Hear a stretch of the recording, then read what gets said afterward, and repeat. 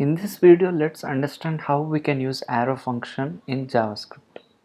So arrow function is used to make our code more concise and simplify the function scoping. Let's first declare a function without arrow function in JavaScript and then see how arrow function will simplify it. Okay. So let's create a variable inside script where greet equals, for example, where greet. Okay. Using this variable, what I'm going to do, I'm going to declare a method equals, it is function, which will return a message. For example, welcome to channel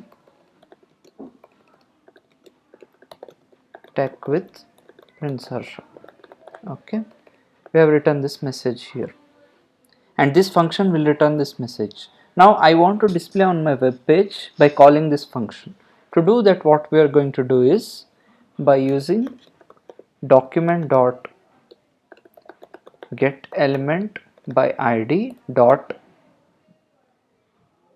and here I need to pass the id which we have declared here, that is id equals demo, value of id is demo, so I need to pass that demo here, dot inner html equals, so let's invoke this method, that is greet. Now if you observe on our web page, it's displaying this message, welcome to channel Tech with Prince Harsha. This is a normal way of declaring a function and calling that function and displaying on our web page using .inner HTML, using get element by id. Now how we can simplify this by using arrow function? Let's see next. Okay, JavaScript with arrow function. With arrow function, what we need to do? We need to modify this, that is by using greet equals, we need to declare a pair of parentheses, arrow, followed by return the message which I want to display, welcome to channel Tech with Prince Harsha. Okay. Now this is the same way which I am going to access this method, but the syntax which we are writing here in case of a normal function and using arrow function differs here. And what is the main use of using arrow function? It is mainly used for callback. Now after this is a normal way of declaring a function with arrow, okay, by using arrow. Next what we will do is, let's pass a parameter for this arrow function and let's see how we can declare it.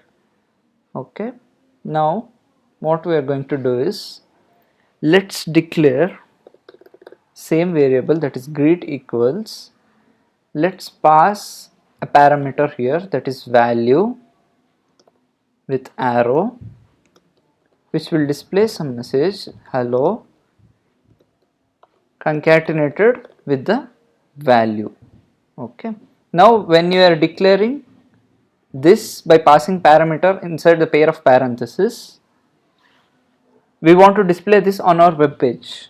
To display this on our web page, we are going to use document dot get element, document dot get element by id, using the same id, that is demo dot inner html equals. Now what I'm going to do, I want to use this function, that is greet, and I want to pass a parameter for this so that it will append with this value. Okay, here I am appending hello, right, and I want to append this with our value which I am going to pass for this function. So I am going to pass here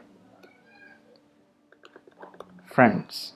Okay, now if you observe the web page, we can see that hello friends is getting displayed on our web page. So how this is going to work in this case? Whenever you are using arrow function, we are going to pass this value inside a pair of parentheses, and this value we are passing as a parameter for this function, that is greet function is taking friends as a parameter, we are passing this parameter, and this friends will get replaced here inside this value.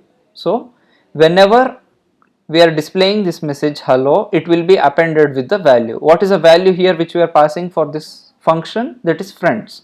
So hello followed by friends.